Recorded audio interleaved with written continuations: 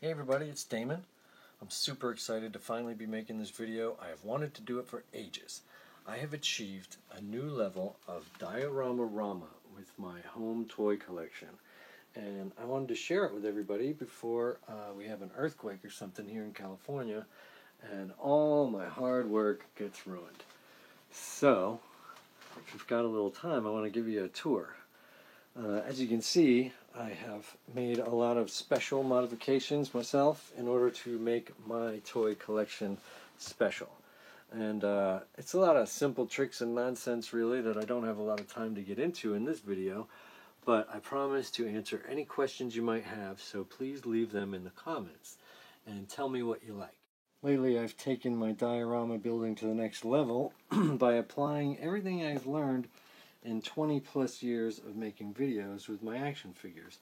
From simple stuff like lighting to set construction, really cheap and easy. For a couple of dollars worth of materials, I made this functioning door that matches pretty well with the $50 Hasbro version inside. And plus I've added things like practical illusion effects like forced perspective. That's another $1 effect. And look at this, I've got another one down this end. So this $2 makes it look like a much larger set. We'll return to the Tantive 4 later. I have a lot more to show you. I haven't even shown you the best special features of this diorama yet. Also later on we've got levitating Luke. I have Rey's infinite self-reflection Jedi test dimensional portal. I've got a homemade Planet Killer space laser for my Death Star expanded playset.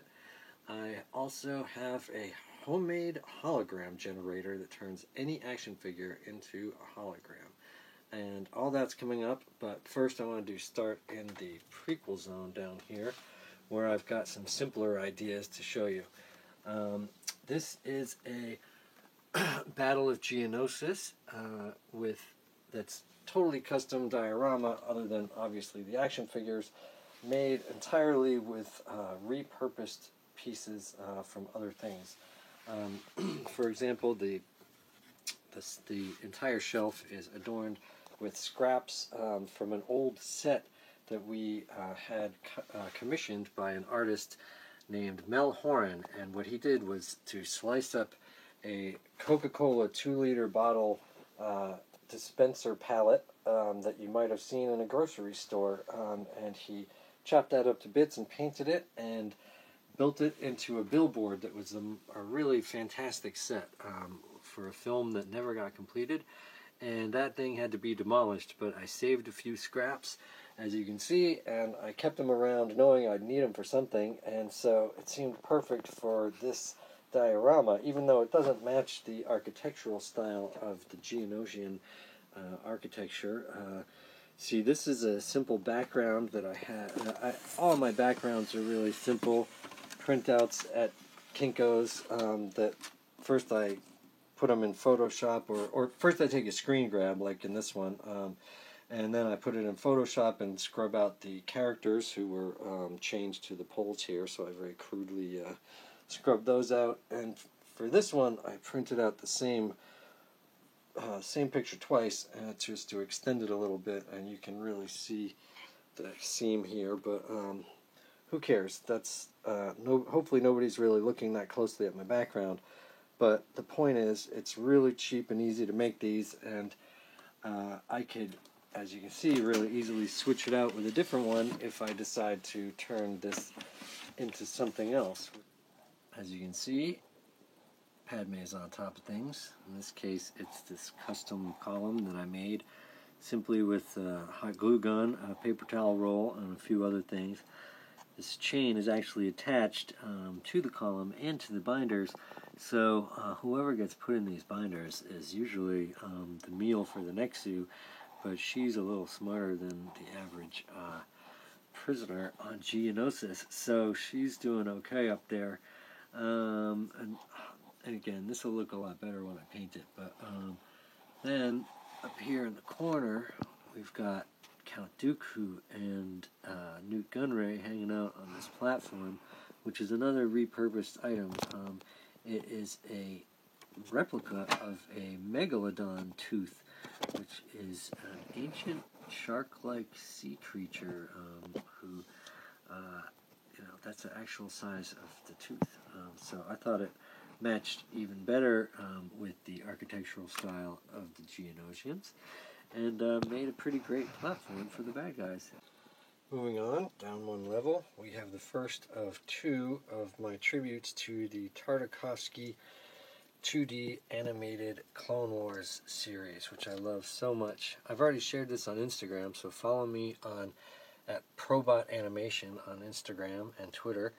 And this is made again with all repurposed items. I did a custom printout of I just did a Google search for Coruscant skyline, and printed out that panoramic view, mounted it on foam board and made it arch a little bit so that it can more accurately simulate a 3D panorama, and just a little bit of curvature does a lot to sort of create that illusion, and that's enhanced by the picture frame that I use as a window pane.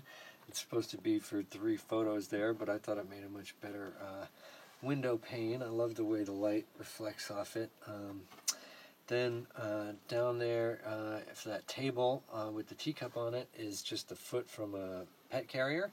And over here for the wall is this great puffy, soft plastic, translucent, iridescent plastic. It was just a DVD cover, and I removed the skin from the outside and have kept it to use as a sci-fi wall for the last 15-20 years. I've used it in my videos. I just think it makes a great wall for a ritzy place like the Supreme Chancellor's office. And it's one of those things that looks even better in real life because, it changes depending on your angle of how you're looking at it. So I love stuff like that. And so that's basically it for this one. Moving on down one level beneath, we've got nothing going on here really. It's a very boring, it's just a parking garage really for Mace Windu's Jedi Star Cruiser. But the cool thing about this particular item of my collection is that it has been signed by Mace Windu himself, Samuel Jackson. And when Mr. Jackson signed this for me, he said, "I didn't know I had a Millennium Falcon." And yeah, that was not an impersonation, but that's what he said. Anyway, that's where he parks. Up here we have a non-Star Wars toy, the Z707 Battle Iron Claw, which was a thrift store find.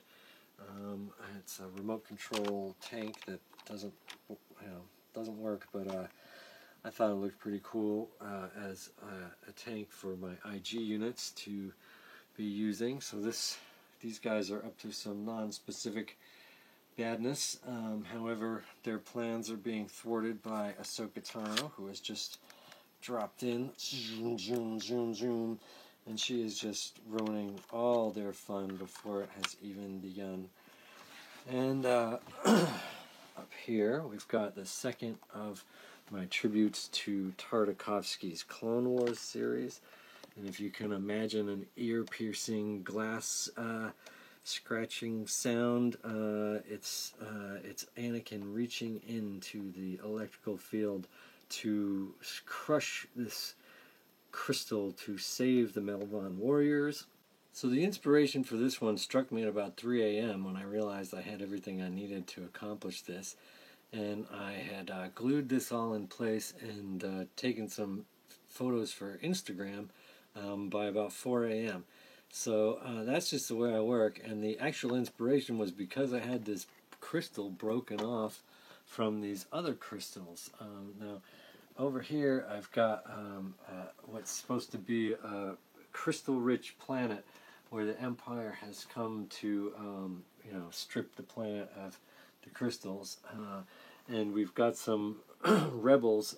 Enfys Nest has joined forces with Saw Gerrera and his guys, and they are about to launch an attack on this Imperial compound, even though they're way outnumbered.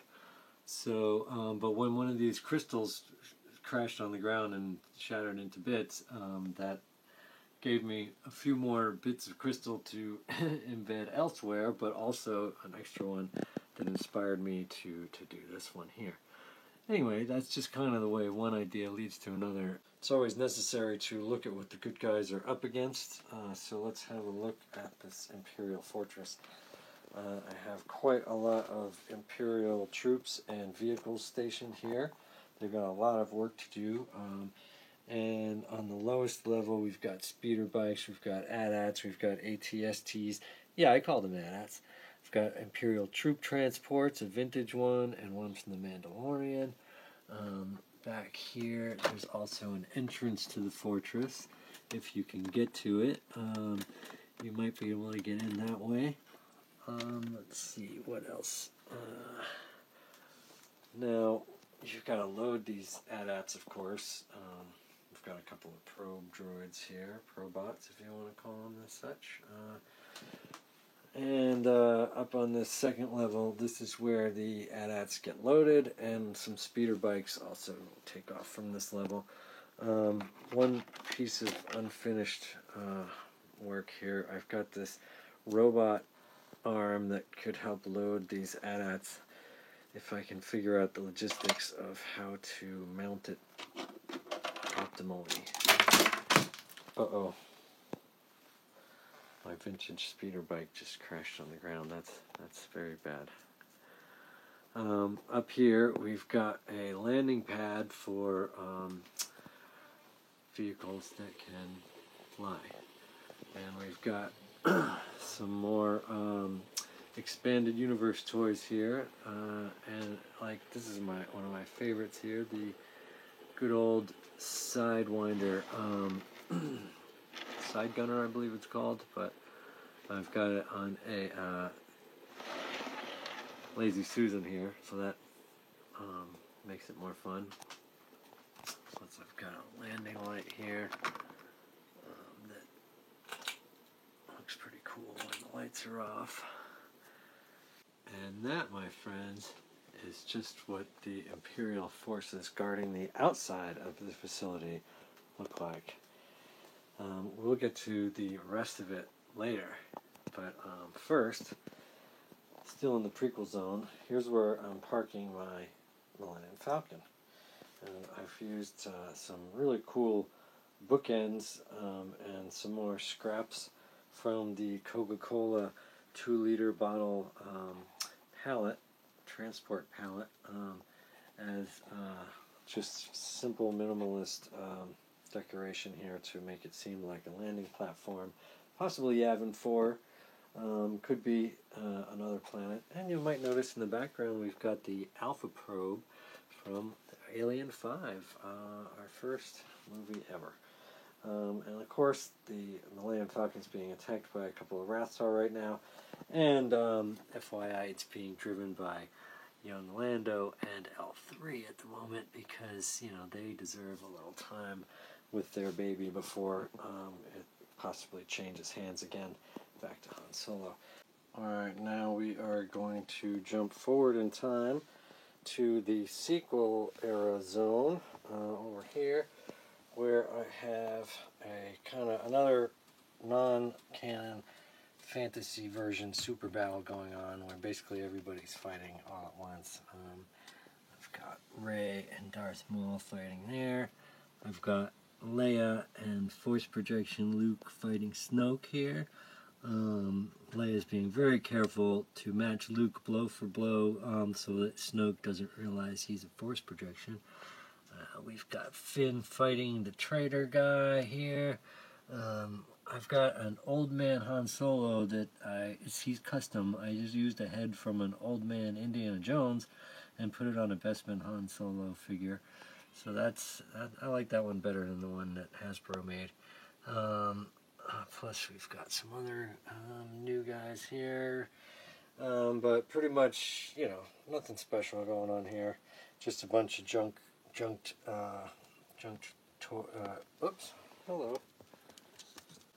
my other sequel era diorama is pretty special, kind of minimalist, but really has some cool features, which first of all we've got levitating Luke hanging out here doing his force projection levitation trick, and Ghost Yoda is hanging out nearby, and you know, you'll never guess how I accomplished this incredible feat. But anyway, moving on, this contains a secret, because if you peek over the cliff here, hello, what have we here?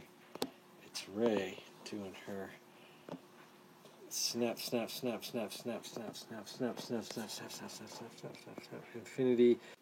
I almost forgot to show you the other special features of my Tantive 4 expanded playset. Beyond the forced perspective tunnel effect that I have at both ends of the tunnel here, that's a very easy effect. See, it's right there. All done. Just a $1 printout. You get that. But one of the features of the playset that you buy is this little hideaway for Princess Leia to give R2 the plans and wait to shoot a stormtrooper. But what I have to augment that are a couple of things. One of them I haven't installed yet, but I got these pieces at a hardware store years ago and had them sitting around.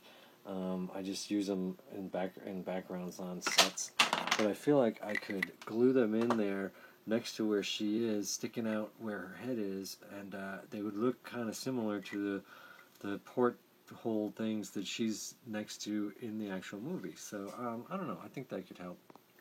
That's one trick that I have yet to add to this. But the other thing is another sort of perspective trick where I on this angle, looking down over the, into that same hideaway area, I have a screen grab from Star Wars, but I digitally removed R2-D2 from this area here, and now you've got basically an empty hallway there, and I like that because it's really exactly film accurate. It's the exact shot from the film, so it really gives you the feel that that's her little hideaway spot back there, even if you don't exactly see it from those perspectives. But it's just the way that I've rounded it out. Plus, one more thing. Up here, we've got another level of this playset where I have added. So you're gonna get C-3PO. This is where I have merged the Kenner escape pod from the Jawa Land of the Jawas or something playset, and it had this escape pod there, and so you can enter it from that side. And then this is just a coffee can, but then also a piece from a stack of DVDs glued to. This was a package from an Alien toy, and I've used several of those in different things. But anyway, so we've got the launch tube for the escape pod here. It doesn't actually launch or anything, but for stuff that I just had lying around the house. Plus, I got a couple other sort of escape pods here ready to go for other people. So that's basically the full Tantive 4 set. Because, as I was building it, just ideas kept coming to me of how I could make it better and better. And I just love how ideas kind of build on each other that way. Here's the new Empire Strikes Back carbon freezer playset with added light. I grabbed a closet light from Bed Bath & Beyond and made that light up real nice. But that's just a pretty basic, as you buy it in the store, setup there. But it does look pretty nice. Okay, here's the upper level of the fortress that I was showing you earlier. Here's the front again, with all the AT-ATs and things. And then this is the roof level with twin towers in the front with E-Web heavy repeating blaster cannons guarding the top of each of these towers. And then in the middle here we've got an elevator tower from the original Death Star playset. And I just got that, so I have yet to extend the you know, so you can actually walk from this elevator to the launch pad over here. But that's the plan. Well, we have a special guest security guard here tonight who helps out sometimes. I've got a squad of my yellowest troops here who've been deployed here. I've got Moff Gideon's in charge here, so he's answering to Darth Vader, the hologram of Darth Vader. But this is not the hologram that I was telling you about. I've got a much cooler hologram effect, but this is just a hologram action figure with a light put underneath it. Let's see, up here, oh, this is a Teenage Mutant Ninja Turtle piece, I believe, with a sort of a transformation action. When you put somebody in there, you can flip a switch and make them be something else. Then we've got, up here is an original TIE Fighter from 1979. That's one of my favorite pieces. And the light still works. When you press the button, the motor doesn't work, but that's okay. One more thing before we go to the Death Star. On this side of town, if you've got the money, you can escape from the whole galactic war problem by going on a vacation on the Glamour Gals cruise ship, which has been converted, well, will be soon converted into a Canto Bight space cruise ship. So far, it's just pretty much a Glamour Gals cruise ship, but you can still get away. And here on the Canto Bight cruise ship, you can lounge in the jacuzzi on the top deck. You can catch some sun here too. There's also, you know, if you've been recently deposed from your position of power and basically forced into retirement, now might be a good time for a cruise. Also, you know, if you're from another galaxy, another planet like Orc, where you're not really involved in the whole war thing, maybe you want to just party on the deck. We know that young baby Princess Leia had a much, much different upbringing than poor orphan Luke, so I figure hers was a lot more like this. Oh, and who's this sulking in the corner? Anyway, we've got a lot of partying going on here, but that is another work in progress. Oh, one last thing going on in the city over here. Uh-oh. There is a Rancor loose, and he's pulling a Kong. And, oh, we got another very special addition to my collection, also pulling a Kong, but he's sort of relaxed Kong, and that is Warren the Ape, my special Warren the Ape puppet limited edition. Ooh, who's up here? It's Ripley fighting the Alien Queen. Almost forgot the other part of my Glamour Gals collection. We've got Beckett and Val, who are on a little vacation after they scored it real big on their last job. So they bought a Trans Am and a scooter, and they are just enjoying their time, living it up in Canto Bight for a while.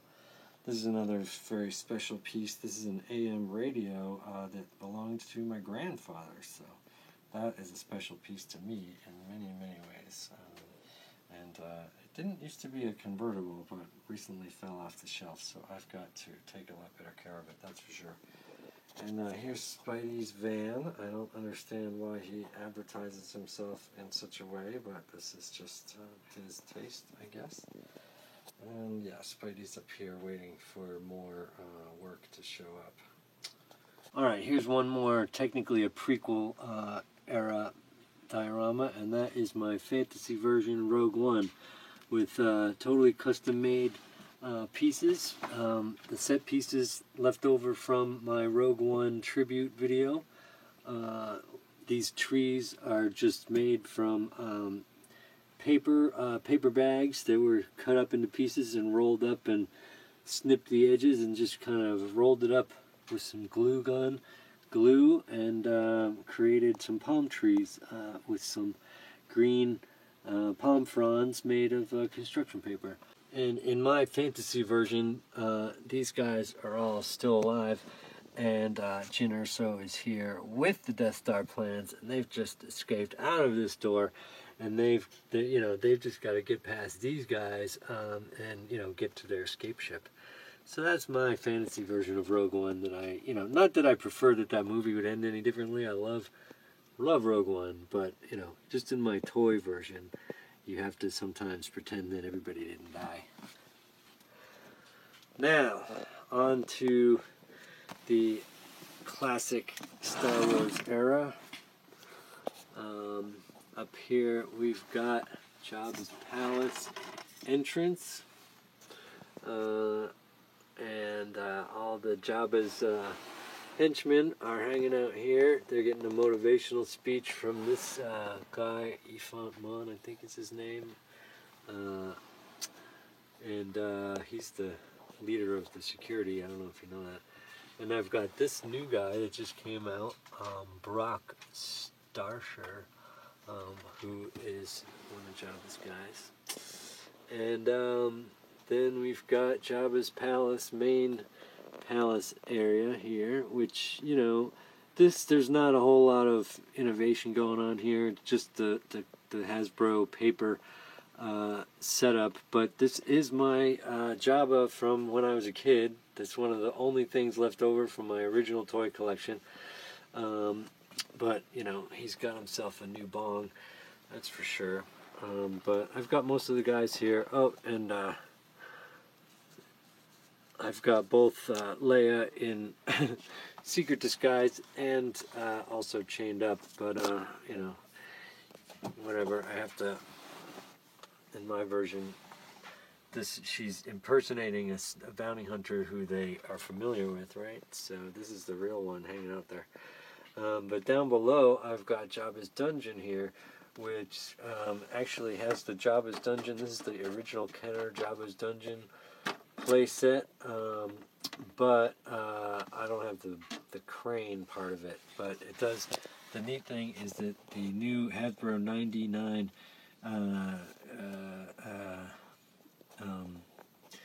a console that comes with the 99 fits exactly perfectly into the vacant space from the crane. So that's a pretty neat serendipitous thing going on there. And I've got a Rancor in there.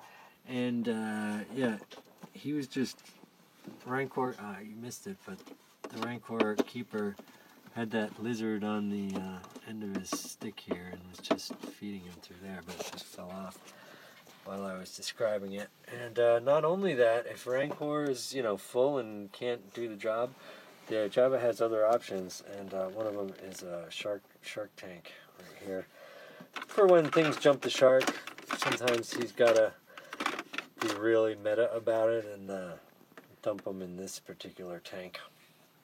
The only custom thing that I've done here is that I did do a custom Tauntaun head next to Han Solo, frozen in carbonite over here. Lando is asleep on the job, so alright, some people are starting to fall over here. I've got to speed up. You might notice some very special rare Kenner toys here that are all 100% authentic, and dang it, guys, come on, they're all wasted because Jabba has a second bong over here for them to use. Hookah, I mean hookah, yeah. Okay, so moving our way up, we have a pretty deluxe Rebel base here that takes up several shelves and this area over here. So I guess we'll start with the Probot turret, Probot playset. My original Probot got chewed up by a dog, but I have a replacement somewhere. But these guys are all hanging out here. Then we've got B-Wing station over here. We've got Echo Base over here with a snow speeder and an X-Wing and some Tauntauns and some basically cold weather guys. Oh, and Ralph McQuarrie is there showing off his concept art to Princess Leia, who is very, very impressed, incredibly impressed with his work. But he's always pointing out the details that people don't notice when they, when he's giving the tour. So then what do we got up here?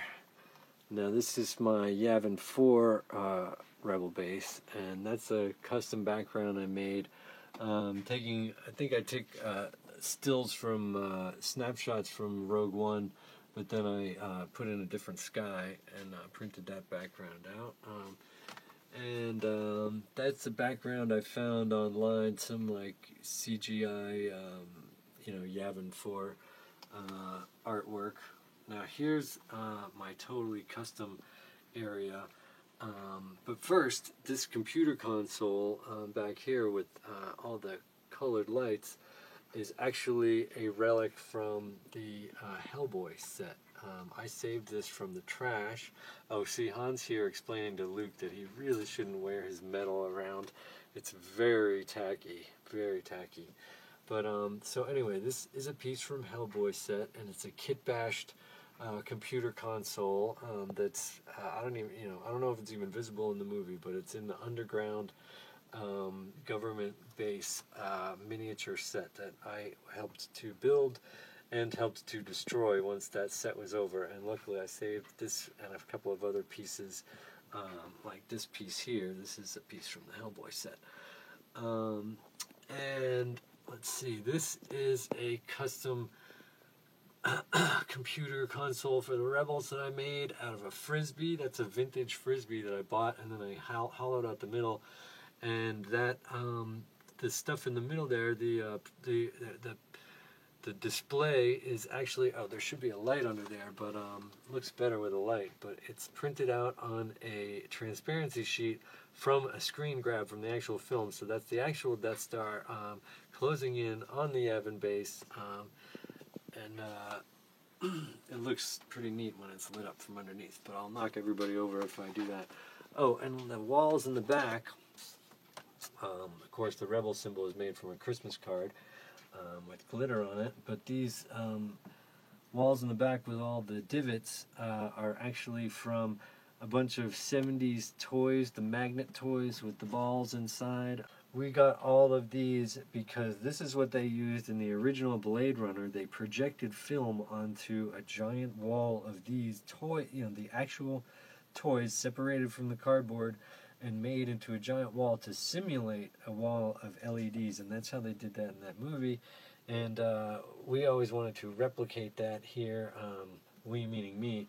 And the only time I ever got to do it was in my our Hot Zombie Babes for Hire music video, where we projected onto a similar miniature wall, just as a tribute to Blade Runner.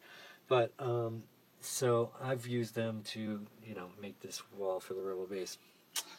Anyway, let's see what else is going on here. Level up, we've got the Cantina Bar and the Tatooine street scene playset. Now, for the backgrounds here, I went online and found basically tourist pictures from the original actual location sets, and here they are. So I think these look fantastic, especially with all the wear and tear on them. They look even, they look even more authentic in a way. So that is another interesting idea for you to get different kind of backgrounds for your dioramas. Then here I've got my cantina, and that is got a couple of features. I've made some light up tables there, and we've got another light feature is the disco ball, which looks better if I shut the lights off, but I might have just knocked it off its thing. But here we go. Hopefully it doesn't fall off. Oh, there we go. Yeah. It's a party in there, and they've got some video games. Oh, and this is a great custom painted land speeder that Carla Norton painted. And you might recognize the symbol on the side. This is owned by one of these Snivians who have that same symbol on their belt. There's a story, a Kenner inside joke about that symbol, I believe. But you can look that up. Alright, so next we have, oh look, I've got an actual vintage cantina playset piece from one anyway. The main piece, and I've got to integrate that into here somehow. So that's my next big challenge for the Cantina Mos Eisley setup. Oh, I've got some games going on here. I've got all sorts of stuff happening. The band is playing. We've got Alec Guinness talking to Sean Connery and Tom Baker. They're all having a drink together. And the Wolfman from the Universal movies, but he can't seem to get a word in. Speaking of Tatooine, we've got a Judland Waste desert scene here with my sand people. They're having a nice meal of a Kowakian monkey lizard roasted over the fire. And if I had more hands, I could spin that thing. Because it needs to be turned over or it'll burn. Anyway, they've also got a mastage here among the beast creatures they're taking care of. And that mastage is, of course, from Stargate. And next door, we've got the Lars Homestead. And some Jawas are putting some droids up for sale here on their latest stop. And we've got the T-16. And Luke is a lot more interested in his T-16 than these stupid droids. Down here I've got a work in progress. It's a Wampa cave, as you can see.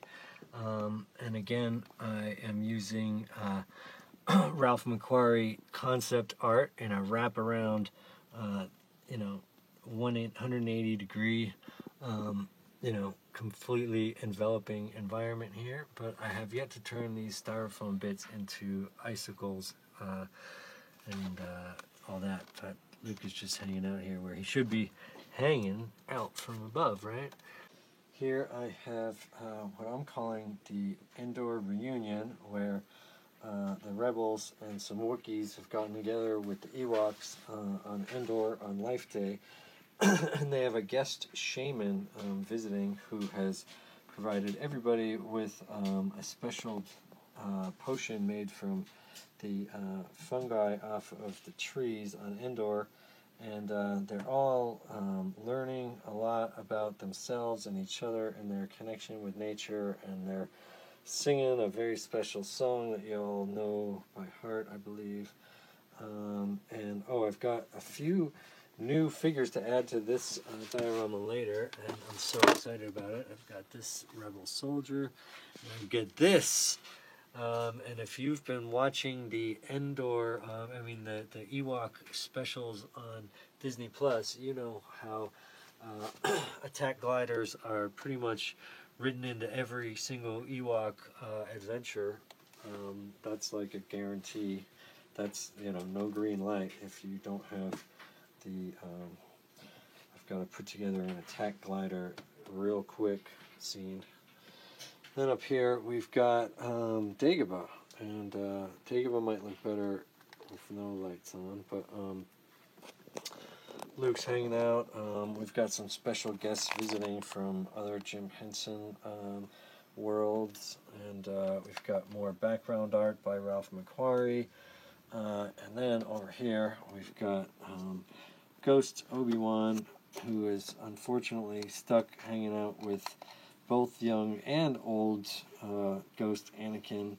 I don't know why that's happening, but poor Obi-Wan is really not happy right now.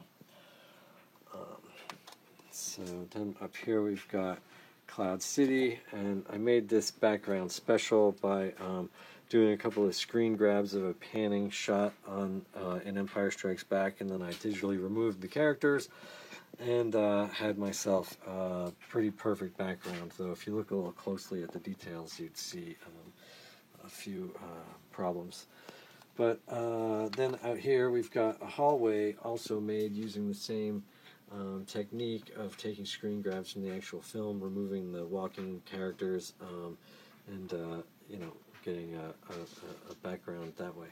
But there's nothing to do here on Cloud City right now, so everybody's just kind of standing around looking at each other, feeling very awkward. Of course, if you're visiting Cloud City, you have to land your ship somewhere, so I have the east platform here, taken from a screen grab from Empire Strikes Back. That background, I don't even think I had to touch that one up. It's just perfect as it is. I have a couple of elements here that were added to sort of enhance the Cloud City architecture, and you know, they all match pretty nicely. This is like some cheap thing from Pier 1. I don't know what it is. Just looked futuristic. This is airbrushed piece. I don't even know what it is, but it's from Mel Horan's cityscape that he made for us that I talked about earlier. This is another piece. I believe it's a child's toy, like a ear scope. But again, when they're airbrushed, they blend in so nicely to the Cloud City environment. And this is a miniature Cloud City that I keep forgetting to make the...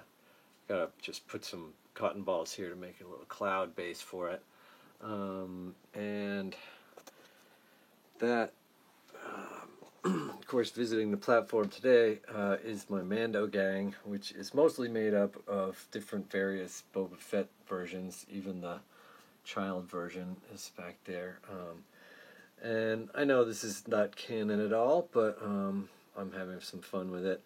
And here we have, of course, a original Kenner Boba Fett, but I've given him the cape and Wookiee scalps from the first Hasbro Boba Fett, which had a nice, easily removable thing that I think they did that on purpose so that you could give it to old school Boba Fett. Anyway, I have Ahsoka Tano hanging out with them. I've also got, what's her name over here, who's supposed to be long dead, killed by Beckett. Aura Singh, but yeah, anyway, she's still alive, you know. And then I've made this custom Grogu floating baby carriage here, and all it is is a silly putty egg of silver silly putty, and I just kind of shoved Grogu down into the silly putty, so he's just kind of stuck in there for the moment. Then we won't get into any trouble. But that was a pretty easy solution to that. I made the base by snipping the straw of a spray bottle and just gluing it, hot gluing it to a little disc of plastic I cut out of, you know, one of the bubble containers from some toy, you know. And it kind of melted a little bit, so it doesn't really hold him up and down very well, but has a little wobble to it because it melted when I applied the hot glue.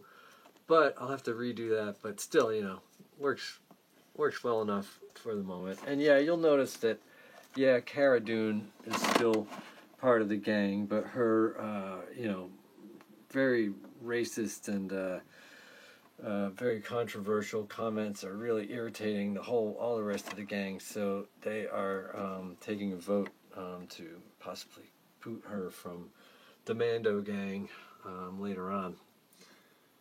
Good luck, Cara Dune. I think you're going to need it. So here it is, my Death Star Super Deluxe Custom Space Station playset that I have taking up the top 3 shelves on 2 converged bookcases that are creating an L shape in the corner of the room here.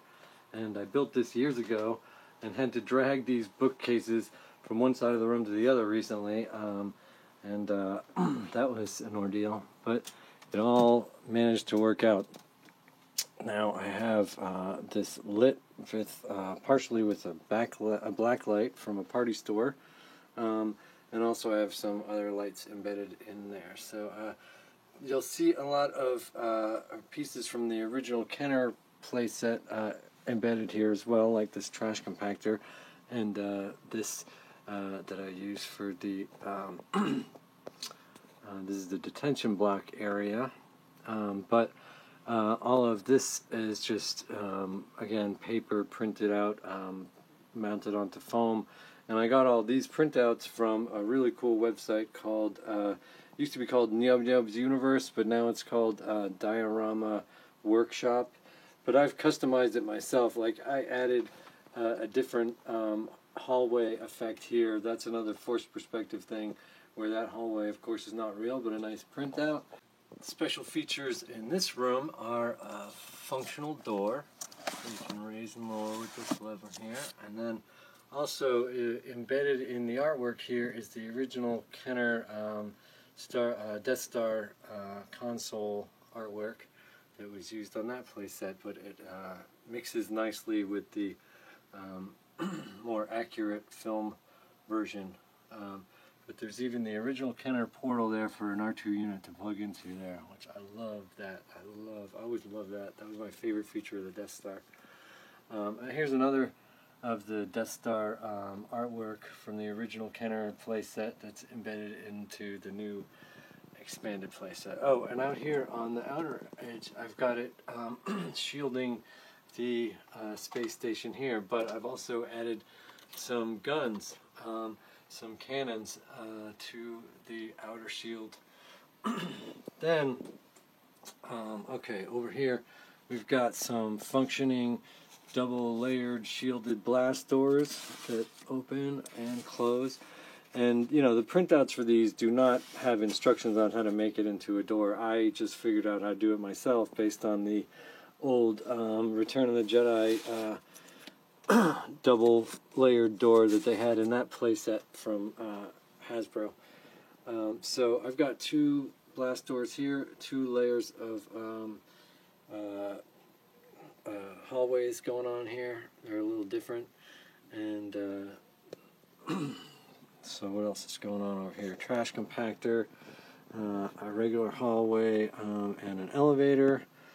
And then up here we've got the detention block that happens to be right over the trash compactor, just coincidentally. We've got a couple of special guest robot guards here. I believe this guy's like from the Disney ride or something, and this of course is Maximilian from the Black Hole. Then we've got another forced perspective trick going on in the background there. That hallway is just another printout. It's actually a screen grab from the film for the best accuracy, but it looks a lot like a 3D hallway down there. The way I've got it recessed just enough to give it that sort of 3D effect, and lit it just with a hot spot on the very back light there. So, and I've got a torture room going on here, but I don't think you can really see who's getting tortured there. But he's a singer named Joe Yauza, I believe is his name. And if anyone deserves to be tortured, it's that guy, in my opinion. Oh, we've got another functioning door over here that leads to the bridge, actually. So the bridge is here, and Grand Moff Tarkin is there, and he's ready to fire this, which is the new super laser that I just built, custom, totally custom.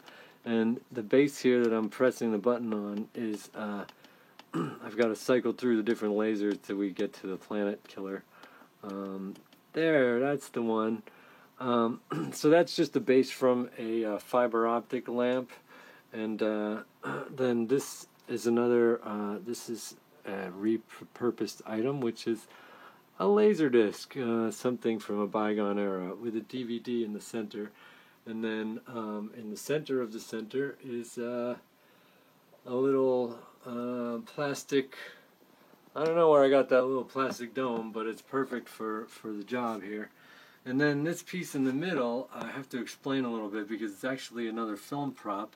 This is a miniature missile from a XXX movie, I believe. I never saw it, so I don't know how this was used in the film. But again, I saved this from the trash from the special effects house where I worked, and I love it. I used it as so many different things in my different movies, but now it has been permanently made into a super laser. And look, you can aim it at whatever planet you want to destroy. And you know, there's even a disco function. It's here somewhere. Oh, here we go. In case you can't decide what laser to use, you can just cycle through them like that. Okay, so up here next to the bridge is where the Emperor hangs out normally, but he's somewhere else, and that's why he's on the phone with Vader via hologram. But this is where he would normally relax and talk to his Sith dudes, his, I don't know, all those guys. And then we got some guards here. Oop, and they've got some very dangerous experiments going on in the Emperor's throne room. Oh, we also got some ships here because Vader parks. Vader has special parking on this level.